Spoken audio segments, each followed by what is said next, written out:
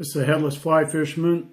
We're back with our second video. Before we get started, we're gonna do a little recap on our first video. We know it was a little bit soft. I guess my friend used the term social media virgin, so you guys be patient with me. I promise to bring you some really good stuff. So to start with, there was some comments about some other variations on that. We do have an emerger here. It's the SPT. Got a couple of different color variations. We did the rubber legs. Somebody brought that up. And then there was some comments about the head cement. Yeah, I definitely use head cement on my flies. There's just numerous options. The one that I've been using most recently that I really like is the Hard as Whole. This has a very strong odor to it though, and so sometimes I'm a little hesitant to use that. Another one that we're playing with is the Liquid Fusion. This is a water-based polyurethane. This is amazing stuff. I'm trying a bunch of different things with it. I'm still experimenting. Really happy with some of the results, and this is one of the flies that we're using it on. So today we'll be tying the Dennys 5.0. This is kind of a fly that I came up with after fishing with Dennys Calibetis nymph. Very productive fly. The only downside that I could see is it wasn't very durable, so I wanted a fly that was a little bit more durable, had a little bit more movement to it, and then I came up with the Dennys 5.0. Definitely not trying to steal his glory or anything. This has been a really productive fly last year. Caught a lot of nice fish on it, doing some different variations of this. Got one with a purple bubble on it. Got a little tinsel underneath there. A dark green one. And of course, tie this fly in a bunch of different color combinations. This was a really good producer too. So we'll just go ahead and get started here. Going to be using a Tiemco 3761. This is a 2 extra heavy, 1 extra long. Looks a little bit big, but I'll tie this fly in size 10 down to a 16. And they do like the big patterns, especially early in the year. Those first batch of bugs that come off seem to be the largest ones of the season. So we'll go ahead and set our tail. We'll be using Montana Fly Company thread. This is brown, using 6/0. So we'll go ahead and get started here.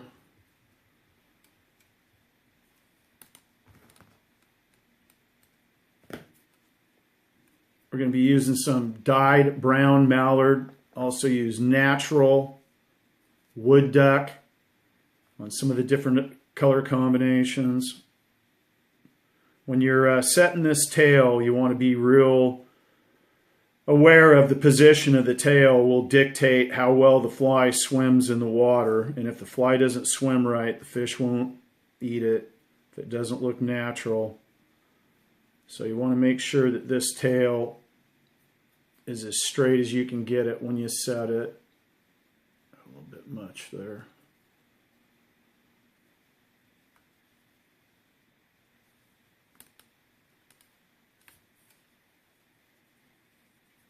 Check that, looks pretty straight.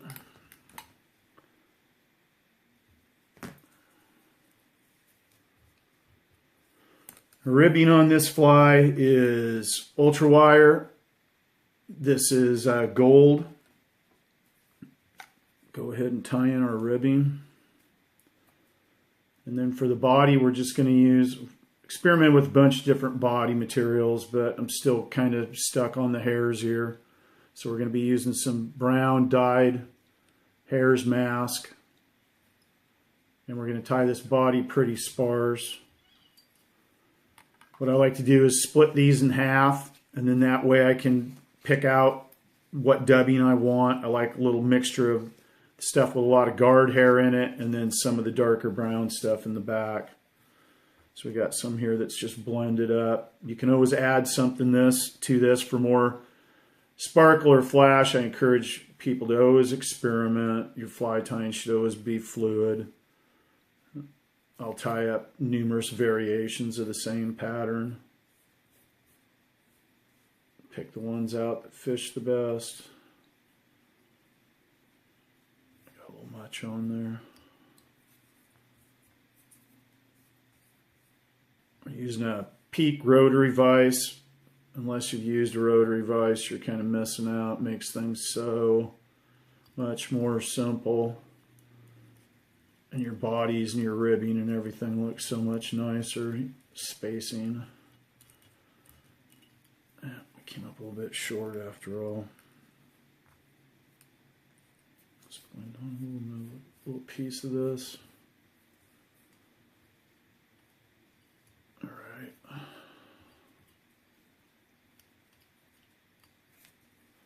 Tie that off.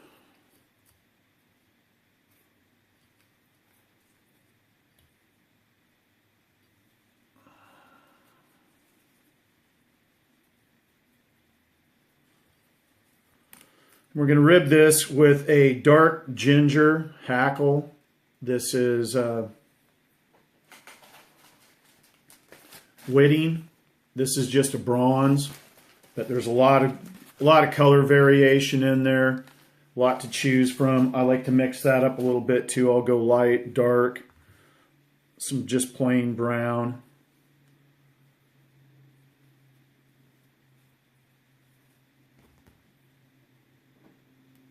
We're going to hackle this pretty sparse too. Dennys Calibetis is pretty sparsely hackled fly too. I'll go ahead and take advantage of our rotary vise.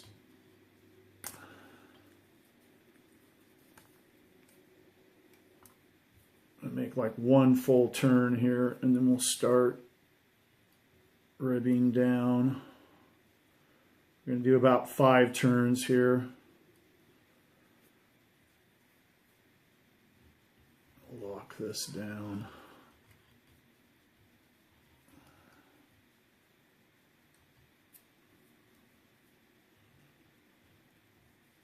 And then we'll go ahead and rib this back up. We'll space this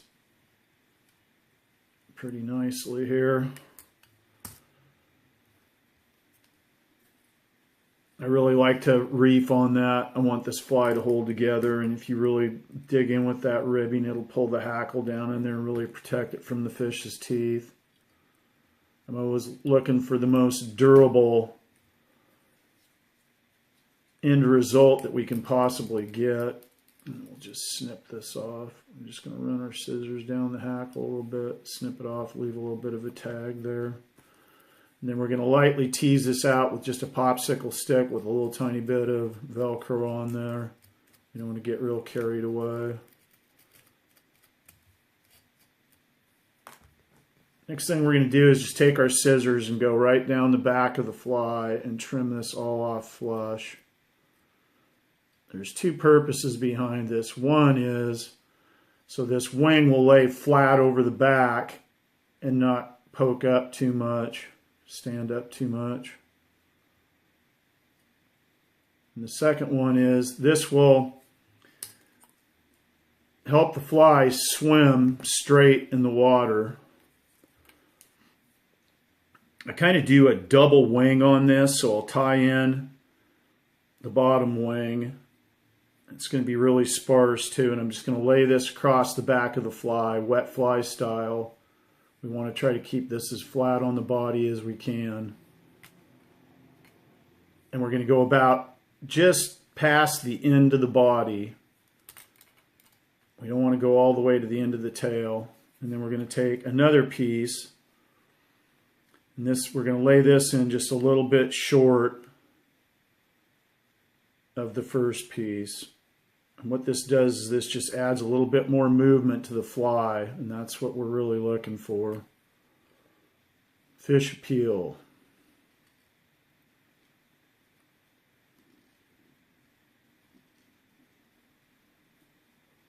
Technical difficulty there.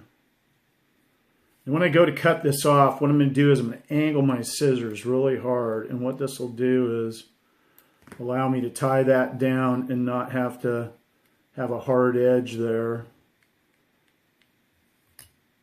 Okay. Roll it over and take a look at it. And we're going to build this head up just a little bit. I like a nice shape head on my nymphs, especially on my still water flies. This fly can be fished in streams also, and actually last spring had some really good success with it on some really nice trout. But this is more of a like pattern. If I was going to fish in a stream, I may not trim the hackle off the bottom of it, which is the next step. What we're going to do is flip this over again. We're going to comb this out just a little tiny bit, and then we're just going to take our scissors and go right down the center. We're not going to go completely flush to the body, but pretty close. What we want to do is make sure that this is trimmed really flat. What this will do is allow that fly to swim really nicely in the water, especially with the loop knot, which is what I would highly recommend. If you have not fished with a loop knot, go to the loop knot. The results are just astounding. Next thing we're going to do is we're going to use our liquid fusion. I've got a couple bottles of this that I have, and usually one of them is about halfway empty, and it's a little bit on the tacky side, and that's kind of what we want. What we're going to do is just get a nice glob of this, and we're just going to go from the back of the head and just kind of deposit this right on the wing as best we can. Try to stay out of the hackle and just kind of try to raise this up a little bit. Now this water-based urethane will shrink a little bit, so you're probably going to want to beef this up a little bit after it dries, because it is going to shrink. And then what I'll do, after I get this globbed on there about like that, I'll just kind of pull this down. And what we're doing is just kind of laying the wing out behind the fly. Sometimes I'll just take my needle and just tap it right there. And there we go. And of course we're going to lacquer the head on this fly too.